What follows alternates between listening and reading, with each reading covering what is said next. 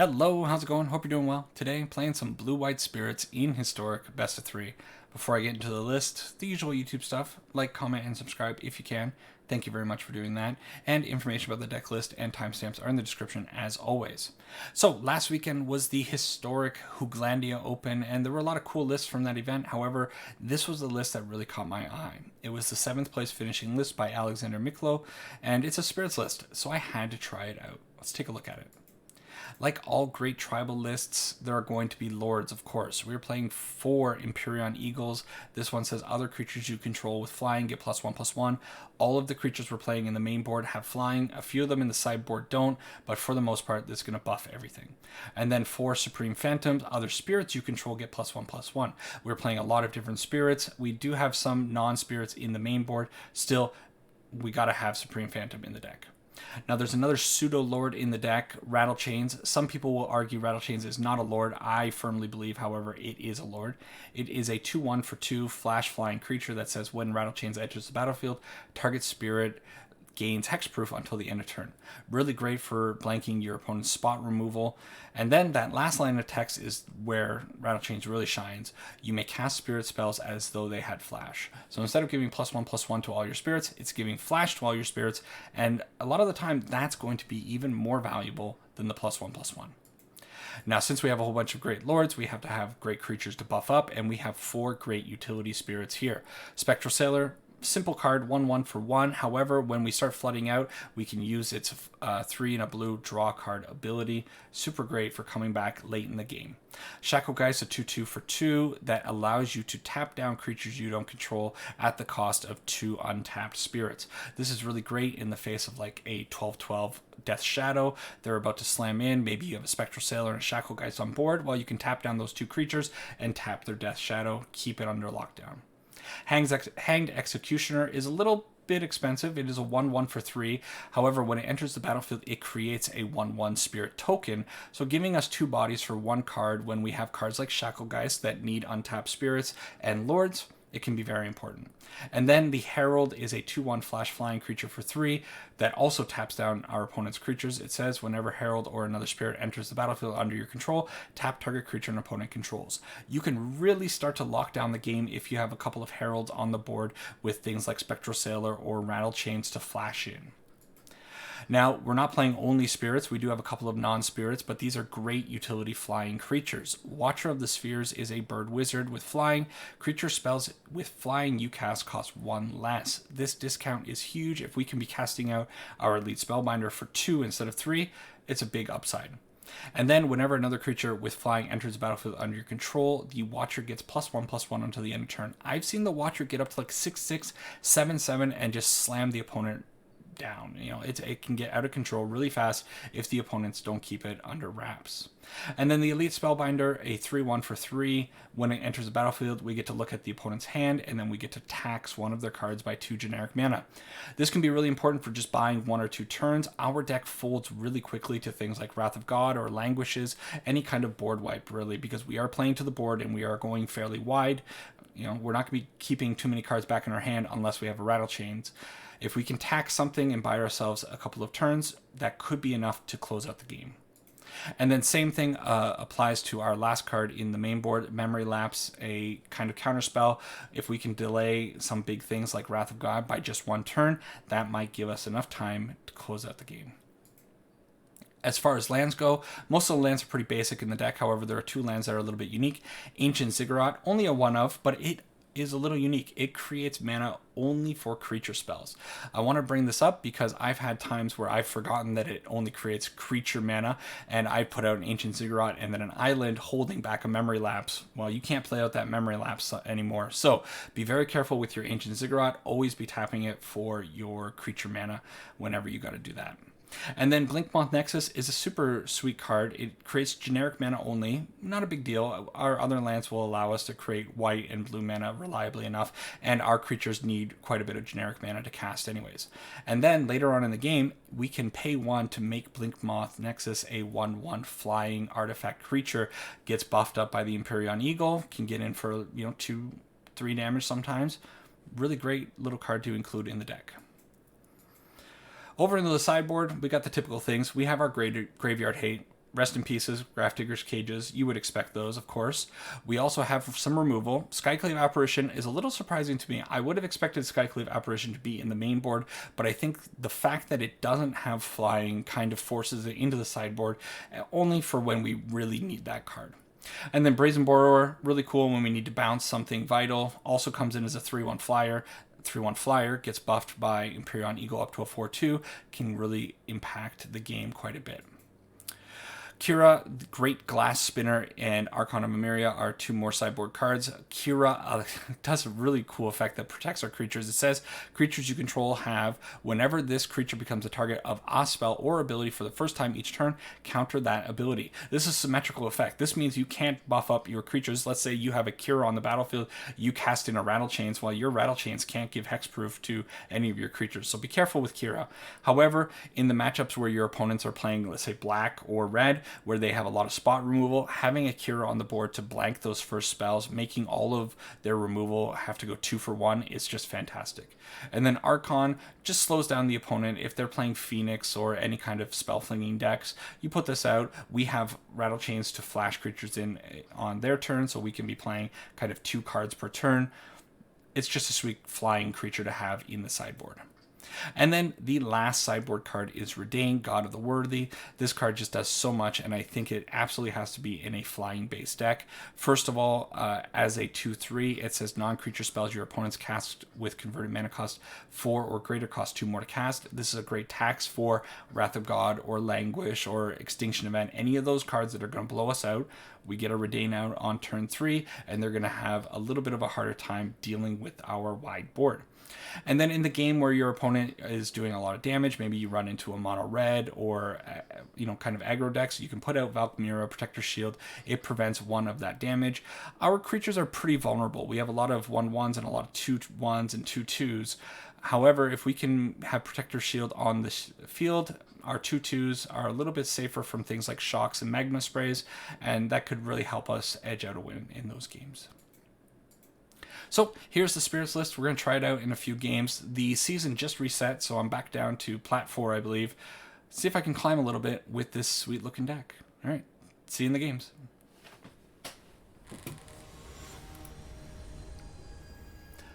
All right, so let's try some Spirits out. I am very, very hopeful. I've always wanted to play this deck, but I haven't really found the right build for it. This hand's a little iffy, but I do like the Blinkmoth Nexus, and maybe we can start drawing cards with the Spectral Sailor, so I'm going to try it. Lead on the island and pass. Hopefully this is not indicative of the opponent's deck. I don't really want to see too much red. Red and black are definitely going to be the 2 bad guys for us. Now, the Watcher of the Spheres was a good card off the top. We'll get in for 1, and then next turn with the Empyrean Eagle, can really start getting in for some good amounts of damage. And the Eldanto is not a big deal. That was not the greatest draw.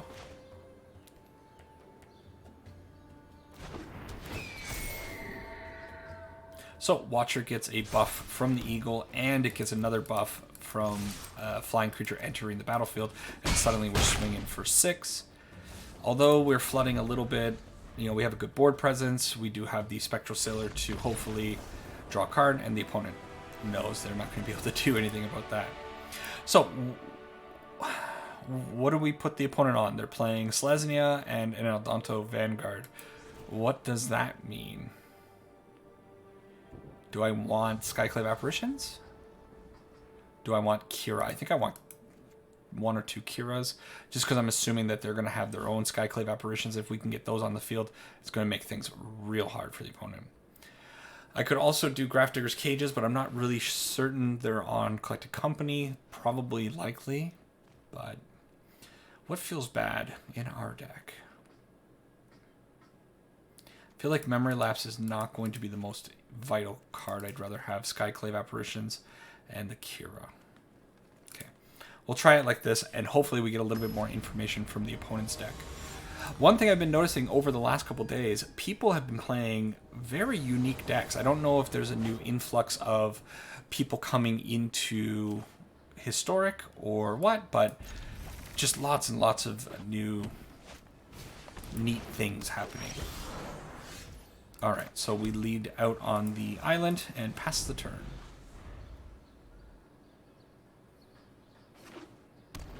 Okay, opponent, a little bit of a slow start, but they do have the Scavenging Ooze. That's pretty good. Okay. Put up the Ziggurat. Let's get in for one, and then I'm going to clutter the skies. So, I love Watch for the Spheres so much. That reduction by 1, making our Supreme Phantom and our Shackle Guys both cost 1 is just fantastic.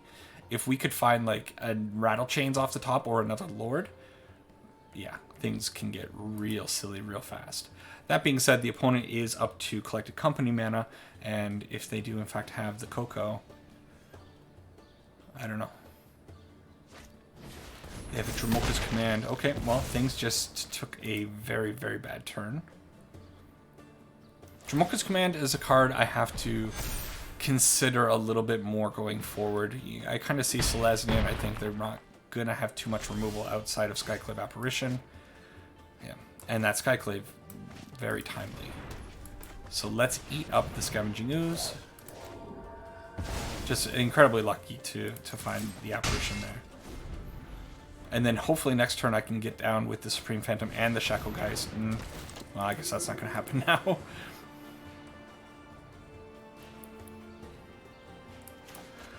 Still, going forward, we have these Blinkmoth Nexi, whatever it is. They're going to be a threat. Ah, darn.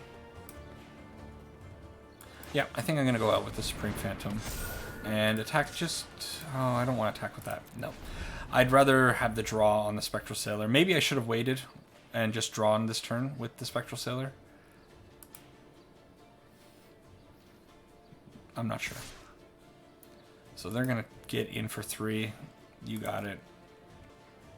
3 damage coming my way. Do they have another Dromoka's Command, maybe? They do. Alright. So, that hurts a lot.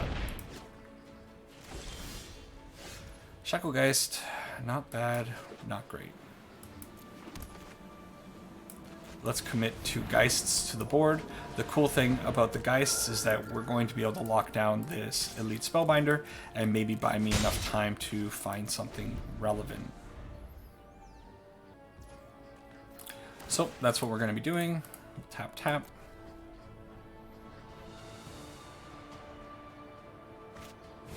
Archon of Emeria, another great thing to be tapping. And that was just like the best draw. So, get the Blinkmoth Nexus down. Attack in with these. Do I go in with the Archon?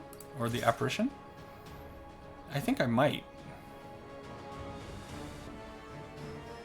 Yeah. I kind of don't care if I give them a 2/2. I think it's fine. I'd rather trade for that Archon. Which I should have maybe played that a little bit better. I shouldn't have put out the Blinkmoth Nexus so hastily. So, they get a 2/2. Not a big deal. We can tap down or block the 2/2 going forward pretty easily. And now we have a pretty good Air Force. If they don't have anything that they tap out, we do have the Blinkmoth Nexuses too. So they can get in for 3 comfortably. That's fine.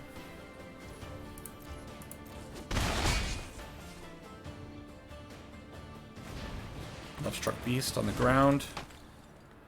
So how much damage do we have? 6, 7, 8, 9, 10, 11. We're 1 short. We need a Lord. Okay. That's the opposite of a Lord. So I could just draw and try to find a Lord, because that gets me the win first. Oh, see. Ancient Ziggurat, kind of annoying. I can't use it to activate abilities.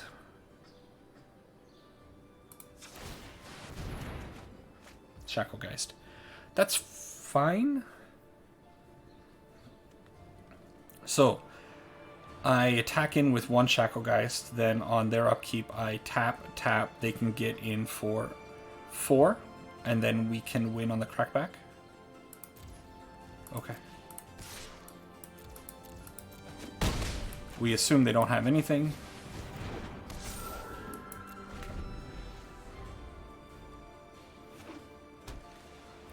Planes for the opponent. And a Skyclave Apparition.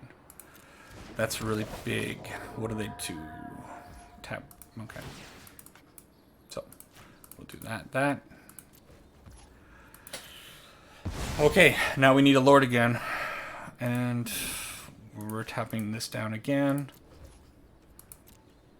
2, 4, 6, 7. Oh no, we still have the win. Yep. Okay. We are fine. Assuming they don't have anything for green. Awesome. Pretty good little first game there. That was fun. That was close. Probably a little sloppy at parts on my behalf. Of course, my play is always sloppy. But we get a win, and that's all that matters. Next one. Alright, match number 2. Got lucky with the first one there. I think things could have definitely gone a little differently against a Selesnya CoCo type deck. Alright. So it's questionable. The problem is 3/3/3.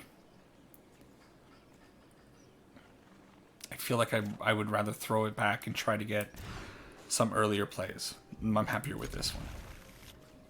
Okay. Island to the bottom. And we are against Mardu. Well, I'm going to put this out. I'm going to take a little bit of damage because I have a feeling going down the line that Hollow Fountain is going to have to come in untapped one way or another. Sure. So we can get out the Sailor. Very, very threatening 1/1 for 1. Alright. Play to the board. It's fine.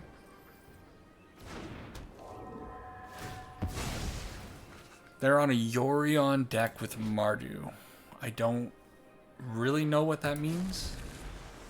Like I said earlier, I feel like Historic is like the wild, wild west right now. So many interesting things happening. Okay, the Elite Spellbinder was very handy because now we can take a look inside their hand and see what we're dealing with. We are not taking a look at anything. Alright, get in for 3. Opponent missing their land drop. Is it possible it's a Shark Typhoon? Because of that, I'm going to only attack with the 2/2. The Spectral Sailor is actually more valuable to me as a draw engine since I'm up to 4 or 5 mana. They're missing their land drop again. Okay, we draw. Memory Lapse is quite good. Okay. They didn't have it last time. They're not going to have it this time. Right? That's the logic. That's how it works. People don't actually improve their hand or like not play out cards right away. Okay, so opponent getting stuck on mana sucks, but they give us basically no information. It's a Yorion deck playing 4 colors with Censor. Sure. Redain comes in. Kira comes in. Yeah. I don't think we need the full 4 of Shackle guys. That's more against creature-based decks, of course. And then even Hanged Executioner can probably go. Okay. Okay, game 2. See if we keep running pretty well. Hope so.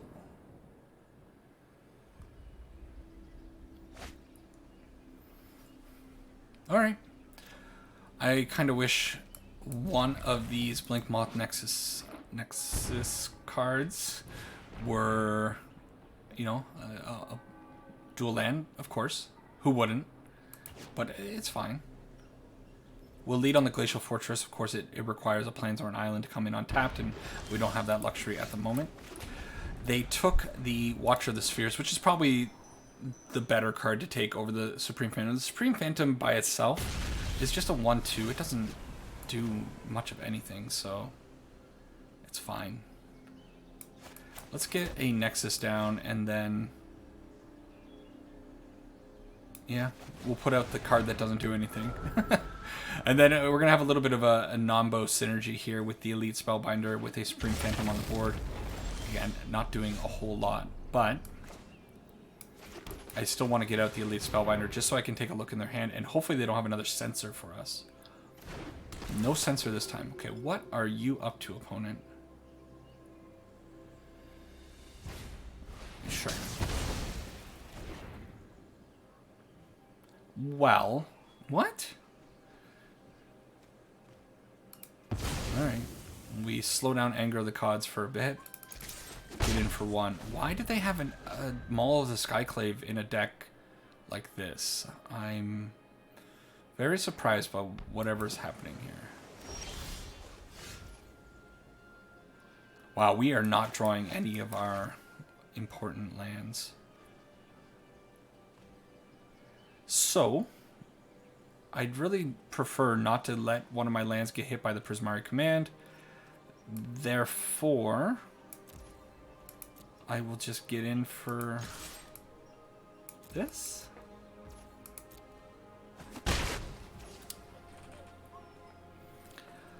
Maybe I should have put out the Empyrean Eagle there before I attacked. I don't know. Because the Empyrean Eagle and the Supreme Phantom protect both of these from the Anger of the Gods. I think it's fine. I should have put it out before combat just to get an extra point of damage in. But I think this will be fine.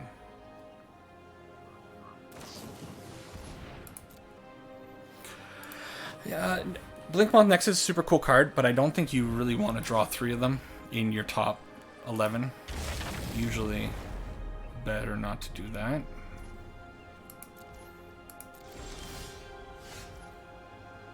Wow. Okay, Eagle. Eagle out.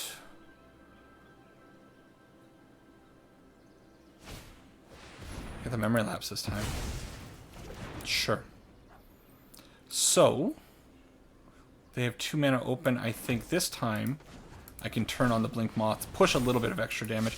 We're hurting on our mana right now. We only have 1 blue and or 2 blue and 1 white source, of course. The Glacial Fortress, maybe I should have put it down a lot earlier, but it comes in tapped, and I was fighting for my mana. Unfortunately, the opponent, I don't know. Just weird. Whatever happened there. They were playing a lot of interesting cards, but things that I don't think necessarily jive too well with a deck like that. Why do you put Maul of the Skyclave in a deck that's not running that many creatures? Oh well. Next one. Alright, match number 3. Took a little break for dinner, so now I'm all ready to go. Get to play first, and opening hand looks so close. Mulligan. Oh, Flood. Alright. I guess we throw away the island, no big deal. We have a couple of good cards to play out.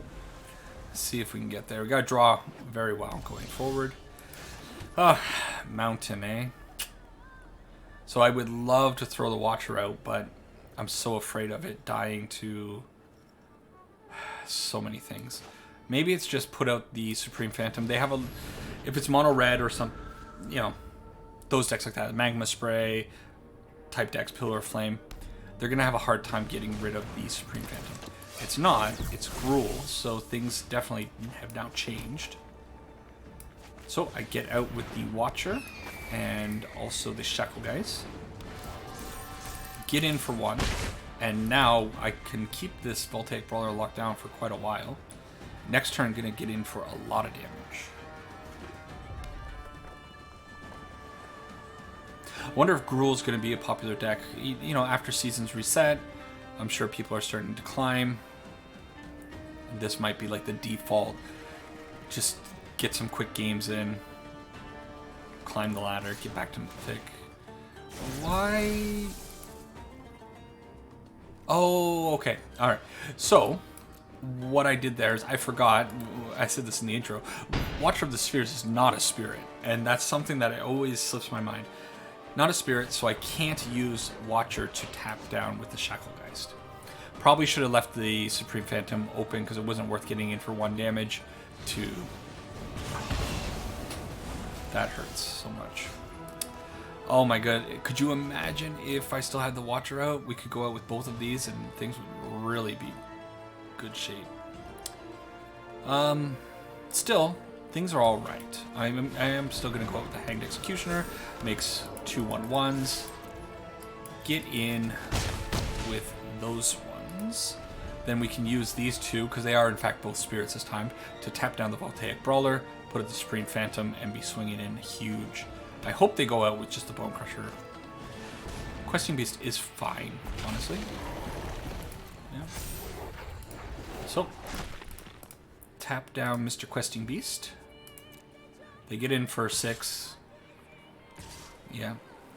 Which is still terrifying. But how much damage are we gonna have? 3, 6, 10, 12, and then another one, 13. So instead, I think now it's Watcher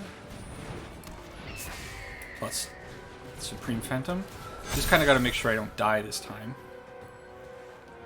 I'm going to attack in with the Shacklegeist because it can't block ground anyways. And then I can use tap, tap, tap, tap, tap, tap.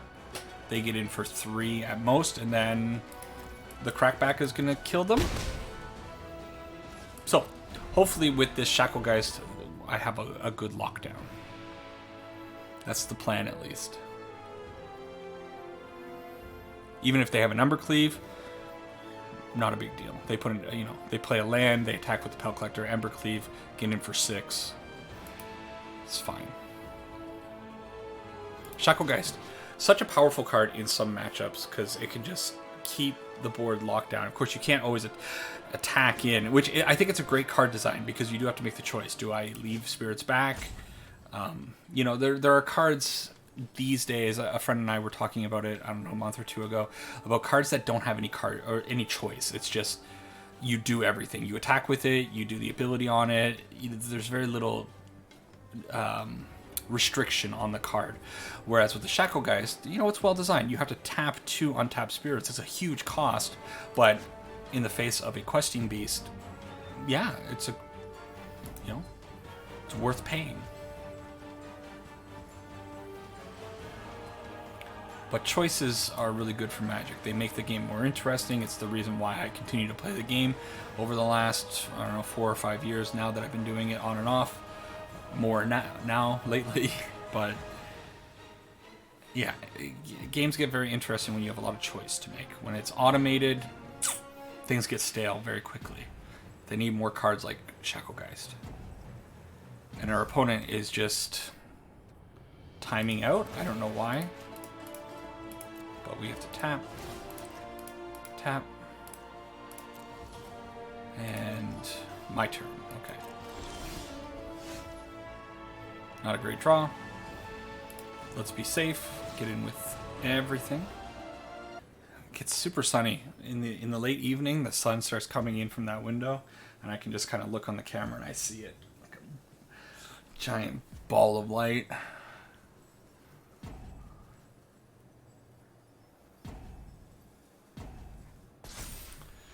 All right. I don't know what the deal with the opponent is, but we attack. Cool. They were in a pretty bad position. That's what we want to see. So I think Skyclave Apparitions are fine to bring in here. They're pretty vulnerable to stomps, but being able to get a Questing Beast or Gruul Spellbreaker later on could be very, very important. I don't know Grafdigger's Cage because not all Gruul decks play Collected Company. Brazen Boar was probably fine. I'm not a huge fan of the Memory Lapse, and I think Elite Spellbinder can drop down to 3. Let's try that. Hopefully our opponent comes back. They definitely seem to go AFK there, so we'll see.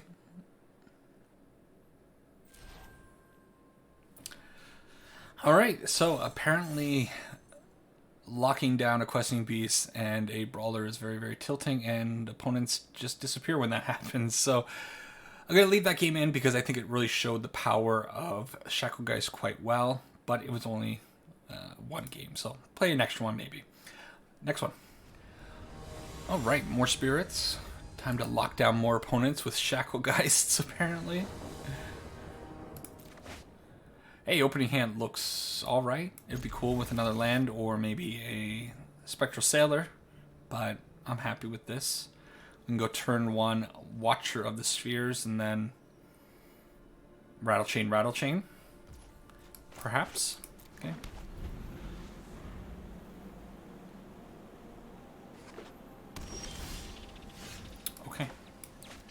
So, yeah, we will go out with the Watcher, and hopefully it survives this turn. Look at that cost reduction. Oh, look at that. You love to see it. So probably Phoenix. Hopefully they don't have Magma Sprays or Pillars of Flame. Phoenix, I kind of think is going to be a little bit of a harder matchup. One of the big advantages of this deck is that it has flyers, and it gets in over the opponent. However, now we know it is in fact not Phoenix. It is something much worse. So what I'm going to do is just attack in with the Watcher. Hold up some of these things as a surprise. Everything... Well, here's the thing. I can't flash in the Empyrean Eagle, but I can get the Rattle Chains in for a discount. They can't protect the Watcher, but they can pump it. So if they do have like some kind of 2 CMC or 2 damage spell, throw out a Rattle Chains, it goes up to a 3/3, it'll survive the turn. Instead, they're going to do that, and now they're potentially in a lot of trouble. Am I worried about a board wipe? Let's see what they put in the graveyard. This is Dragonstorm. Okay. So I haven't faced this deck. I've only heard about it. And I know it can do a lot of bad things. Okay, let's see what we draw. Memory Lapse is possibly very, very good. Okay, I'm going to attack all in. Hold up the Memory Lapse. We have cards that can go out at any moment, thanks to the Rattle Chains. It is a Mizzix Mastery. So, they're going to Mizzix Mastery for a Dragonstorm. The problem with that is it does have Storm, so I have to counter the Mizzix Mastery now. Yeah. So, I'm only buying myself a little bit of time here. I guess I need another Memory Lapse. It's not. So, am I just dead now? Okay. With the Dragonstorm, I don't know what they get out of the graveyard, and I don't know if holding up the Nebel Herald Geist is worth it. Okay, also, how much damage is this? If I put this out, 3, 6, and then that'll go up to 4, so 10 damage. Not enough. 10 damage. I can't do that as well. We needed a land. If we had a land, we would have been golden. So, I think holding up the Herald is probably the best thing to do. Get in for 6. They're going to do their thing. Put out 2 dragons. Yep. Oh, they're cute. They're going to put out 3 dragons because they flash back the Mizzix Memory. So Mizzix Memory into Dragonstorm. Storm for 3. So nothing like 27 CMC worth of spells on turn 5. Okay, Terror of the Peaks is a problem. But as long as the cards that are coming in here don't kill us, we're fine.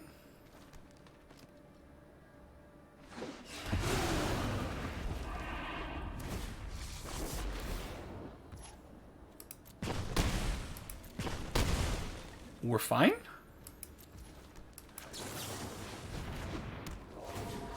Tap. Oh, right on time. Hanged Executioner. Tap. Tap. Alright, so it was right to maybe hold up the Herald there. Tap down all that power. Can you... Come on. Mizzix Mastery, you're such a busted card. Get out of here. Alright, so the opponent's doing graveyard stuff. Rest in peace. Grafdigger's Cage. I don't think Grafdigger's Cage actually stops Mizzix, right? Players can't cast spells from the graveyard, but they're not casting it, they're just exiling it. Yeah. Okay, so we're definitely bringing in that, and then Archon of Emeria and Redain. Memory Lapse is going to be good. A lot of these cards are going to be good. I think Shacklegeist probably can get cut. I think we were just lucky that it worked out that way. And the Hanged Executioners probably aren't going to work out the same way in the next game. So, man, this Dragonstorm deck, I saw it. I can't remember where I saw it. I think somebody was streaming it, and I caught it out of the corner of my eye. And then I think I saw one of the lists on Twitter, and it looks super neat, but I just haven't paid too much attention to it. Hey, this hand looks good. So hopefully we can get down a turn to Rest in Peace if they tap out. That's going to really slow down their game plan. Okay. Hollow Fountain in tapped. Elite Spellbinder, also very good against this deck. So hopefully we have enough disruption. I like the build of this deck is really feeling disrupty. Now I'm wondering. I think it's worth it. We got to go for it, right? Modern Spirits is a very disruptive deck, and that's one of the reasons why I really like it. It's aggressive, it presents a very good board, and then it can be very annoying for the opponents to deal with. And I'm getting that same feeling from this deck over these last couple of games.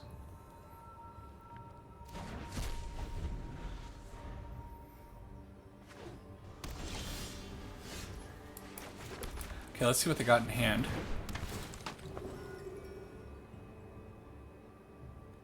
Okay. Okay. So Dragonstorm, they're so far away from. Fry is a consideration, but they can still cast it. May as well just let them have it. Lathless. We have the Herald, so eventually we'll be able to do that. Whenever another non-dragon enters the battlefield under control, create a 5/5. That is a problem, though. That is a bigger problem because it's a board wipe, though. So I'm probably just going to take the Chandra. There's no way they're going to get up to 8. We have the Memory Lapse too as further backup, so things are good. And this doesn't target... Oh, it does target white. Okay.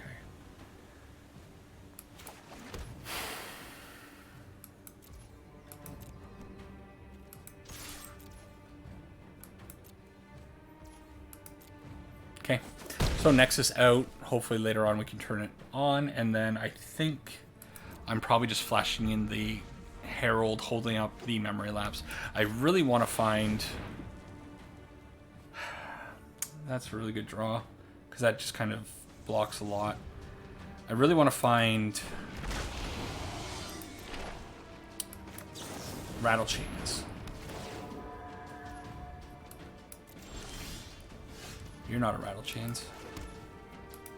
Okay, just getting in for 5. Holding back the Supreme Phantom so that next turn I can tap down the Terror of the Peaks again if they hold it back as a blocker. Hopefully they don't find their 6 mana for Lathless.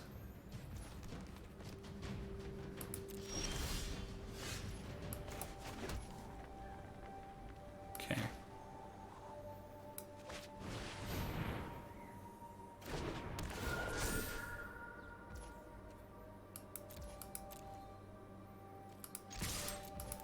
Get in for 5. This is going to be really close. Yeah, they get the Fry off. That's fine. Countering Lathless next turn will be way more important. Perhaps I should have gotten in with 1 Blink Moth. Am I going to regret that? No, we're fine. We're fine. So they need something huge here. Yeah. So what was going to happen is this.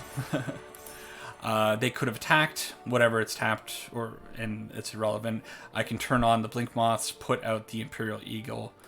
That's going to be enough damage. I only needed 1 Blink Moth, because that would have been 4, 5, 6, 7. Actually, I didn't even need to turn on that. I'll just hold up the Memory Lapse. If they... Yeah, that's all. Yeah, it's simple. We didn't even need to complicate it. Just put out the Empyrean Eagle, tap, and we win. How great is that? Next one. One more. All right, so last one with the Spirits deck. It's going on a tear, man. This deck feels so good. Having to mulligan quite a bit, but still, I like the Blink Moths. I like the absence of the Skyclave apparition, actually. So we play first. Turn 3, Hanged Executioner. Turn 4, Imperial Eagle. We have a lot of mana. Against a Luris deck. Excuse me.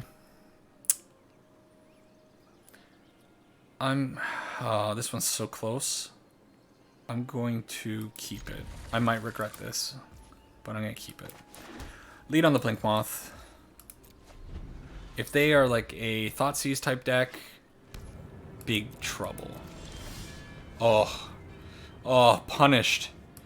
So there's a little bit of good, I don't know. Hopefully you learned something from this.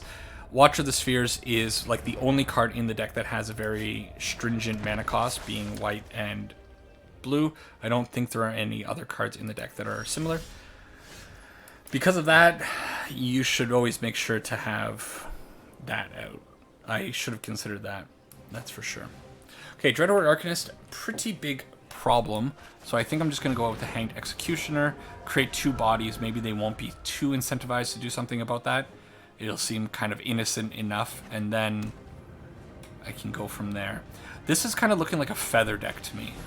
Oh no. Okay. So we're going to get hit for a lot here.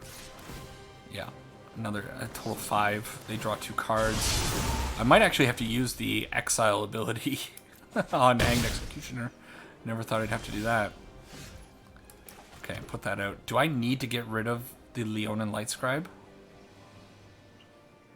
I think I do. Wow. Okay, get in for a little bit of damage. And there's no way I can let this Light Scribe survive. That thing is way too powerful. So is the Arcanist, though. I don't really know if I made the right choice there. Well, 2 Light Scribes would have been worse than 1, right? Okay. Oh my goodness, the opponent is going on a tear. So, I think Skyclaves are coming in after I kind of badmouth the Skyclaves.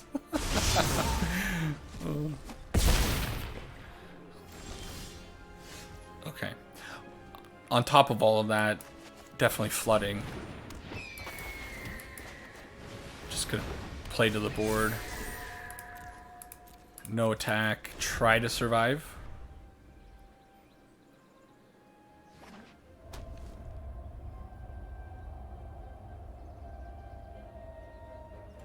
A friend of mine recently started playing more Magic Arena, and they had seen this deck of mine, the Boros Magecraft one that I made with the help of my friends. Some of my friends also mentioned that I took all the credit for it. They definitely helped. Yeah, we're getting hit for a lot.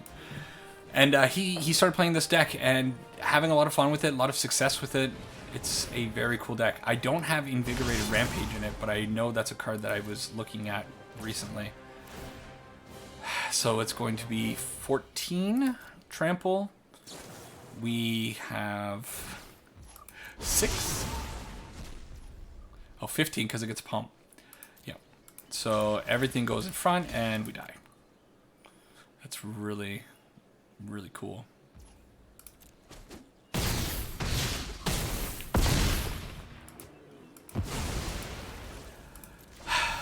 Hey. All right, give the opponent the old hearts.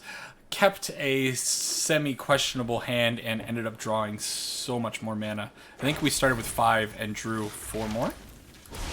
In fact, are our only playables the ones that... No. I drew the Watcher, right? I drew 1 playable card in 6 turns. Oh, come on. Okay.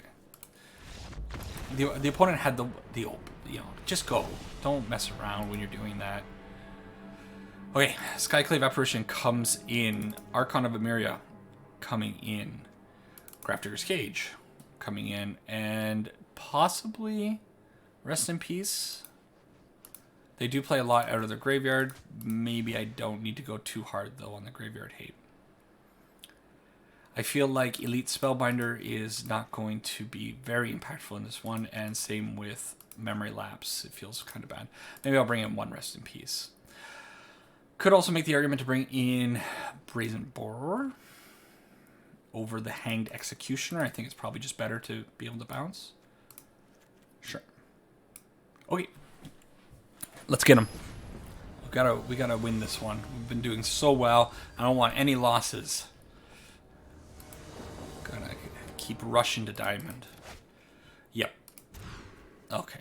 Hand looks a lot better. So Archon is going to be the most impactful card for us.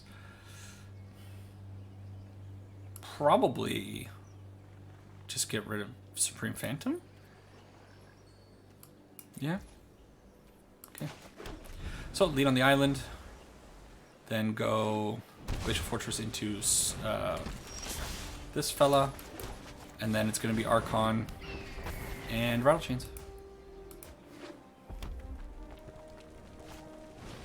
It's fine. Ooh, double.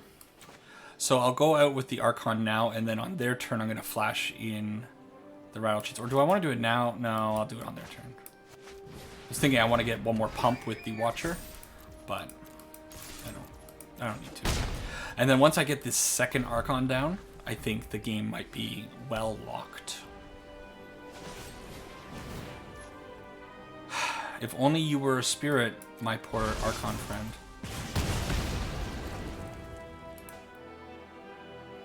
Oh, they're gonna... Reckless Rage was like the best card they could have had, because now we're gonna lose our Watcher too. Oh, goodness gracious. This just fell apart. But if they do kill the Watcher now with the Reckless Rage, then at least the Archon, second Archon, will maybe survive. That's all I can kind of hope for. I could also throw in... Oh, I made a mistake. I forgot to get the Rattle Chains out before the discount disappeared. Womp. Yeah, I really wish I could have done that, because I would have blocked on the Dreadhorde Arcanist. Whoo, big blunder. I was too busy talking. But maybe second Archon will help. Whew. Reckless Rage is one heck of a card.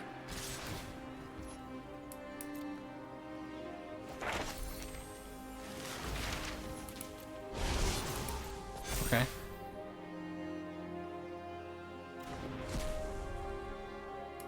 I mean, that's a cool attack, I guess. I don't know why you attack with the Selfless Savior, though.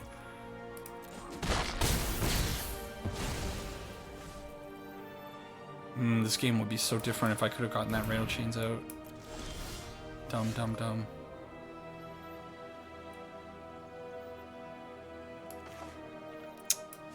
Okay. Get the Eagle out. Now, these guys have just been stranded. I needed that discount so badly, and it's kind of thrown everything way off.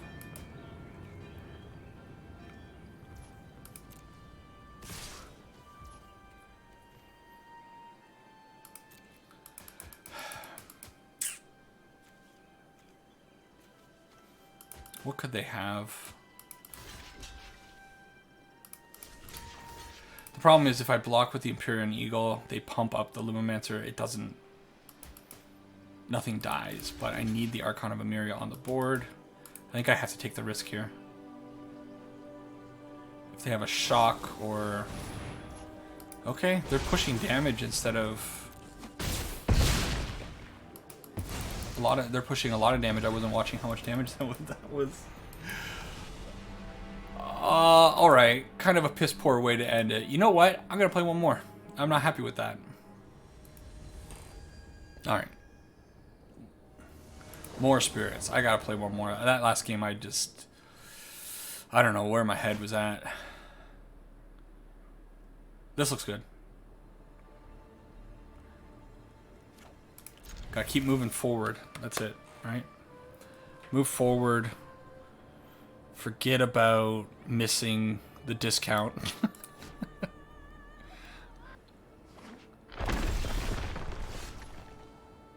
Okay, so we are probably against Death Shadow. Because nobody just puts in a a land like that and takes 3 damage. What?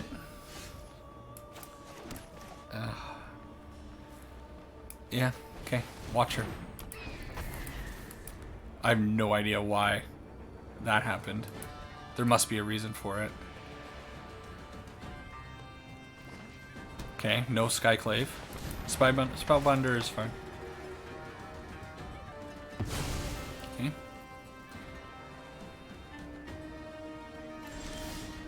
Another land. So I think I'm going to go with the Hanged Executioner. And then the question is going to be whether or not I want to put out the Hollowed Fountain and reveal that I drew a Hollowed Fountain. I think it's fine to reveal that. It's okay. Get in for 4. And then next turn with the Empyrean Eagle out, can swing in even harder. Collect a Company, that could really be bad. That's what I'm missing from this deck, is the Collected Company. Spirits in Modern, definitely. Bant is a version that we can be playing, and I really do miss that. Could hold up the Memory Lapse as well, just put out like the Spectral Sailor now, but no, I think it's gotta be this. Still not good enough though, right? 2 3s are quite powerful.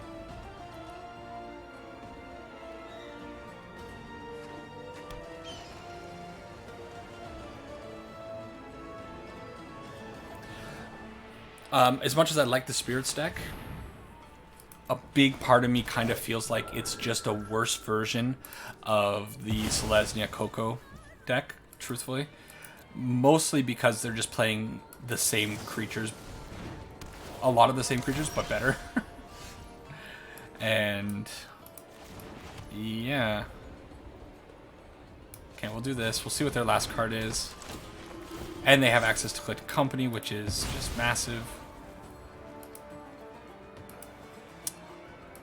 No attack.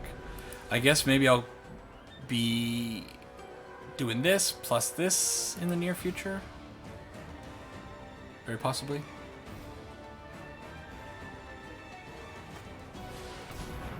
So I could Memory Lapse the Aspirant. Why not? It's not getting any better, is it?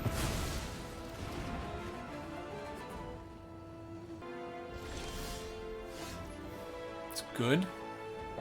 To a degree. Can't attack. So I'm going to hold up the Spectral Sailor or the Hanged Executioner.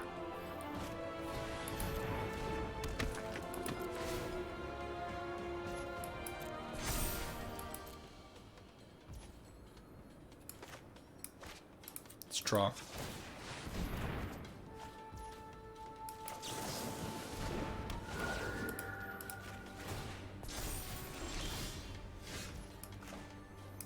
Well, that's not bad. I don't know. Maybe I can overload the board.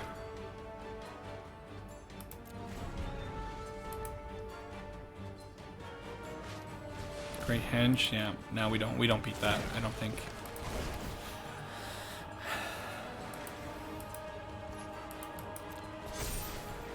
So yeah, now I'm starting to realize, like, anytime we're challenged in the air, this deck is going to really have a hard time doing things.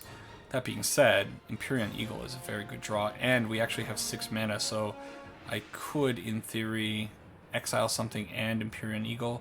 I wonder if I should get rid of the Aspirant. The Aspirant is really going to be a pain in my ass, right? I could attack in with the Watchers if they try to... Yeah, maybe I'm doing that. I'm going in with the Watchers. If they want to trade, that's fine. They're going to be 4/4s.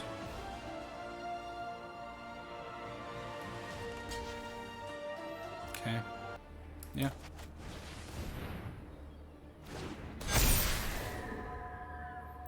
Push the extra bit of damage.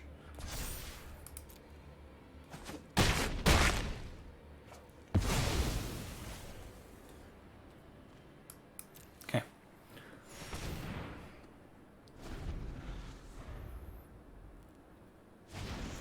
So Lovestruck Beast on the ground, irrelevant. We just got to kind of deal with the Redain and the Archon now.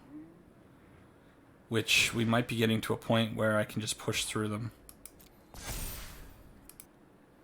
Okay, so if I exile this, next turn I can put out the Elite Spellbinder, 4, 5, 6, 7, 8, 9, 10, 11, 12, 13, 14, 15, 16, 17, 18, 19. Guess that's what we're doing.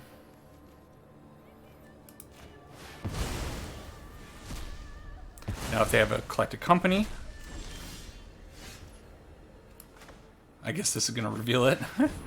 Oh, they don't have a Collected Company, because that went instantly.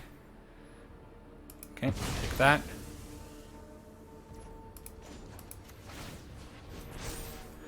So am I right in assuming 7, 11, 15, 20, 19, 23? They block the 4/4. 19. Okay, wow. I was not very hopeful. I guess the opponent kind of stalled out a little bit, and we were drawing quite well and able to make a wide board and get in with the evasion, even though they had a couple of good blockers for a while there. So, definitely want the Skyclave Apparitions. Do I want my own Archons? Grafdigger's Cage probably feels okay here. Archon. I feel like Memory Lapse is not going to be very relevant in this matchup. I think them playing their Archon is going to be okay. I want the Brazen Boros more, just so I can maybe clear the path. I'm going to go down 1 Elite Spellbinder, maybe 2, because I don't think it trades very well. And 1 Spectral Sailor. Spectral Sailors are fine if there's nothing in the air blocking them, but as soon as there's an air force of 2 3s, I'm not sure about them. Okay, got lucky to get out of that first game. Okay, you know what? The Shackle guys plus the Herald are going to be probably pretty impactful in this game. Okay, get out the island, Spectral Sailor on their end step, and then we'll see where we go from there. Nothing from the opponent? Okay. So Fortress. I could just go out with the Phantom, but I think I probably want to just get some stuff on the board and then pump up after. Okay. I'd much rather the Shackle guys get hit by that than the Phantom. Opponent's wondering though, maybe the Spectral Sailor. Spectral Sailor is a card you cannot discount, and the opponent recognizes that. The fact that it draws cards is very important, and I'm having trouble speaking right now. Okay, maybe just hold up the. Well, I don't know why I put that in tapped. I was thinking I'm gonna hold up the Herald and do that, but now I'll look like a fool and play out the Phantom, miss 1 point of damage. That was definitely supposed to be untapped. So if they take the Geist here, or the Ghast, it's a little annoying. Gotta wait a bit longer, but we can still crash in with the Shackle Geist. They can't do anything about that. And then we can tap down whatever they have. So the board's looking really good. And then Herald comes in later. They only have green, white, so their Skyclave Apparitions are still offline. They have a Giant Killer.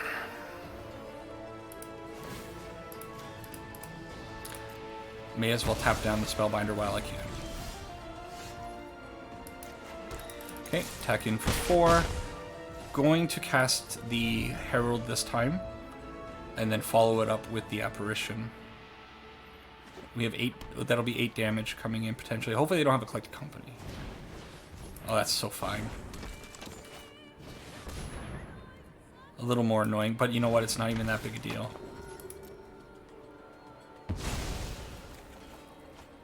We have plenty of mana to use.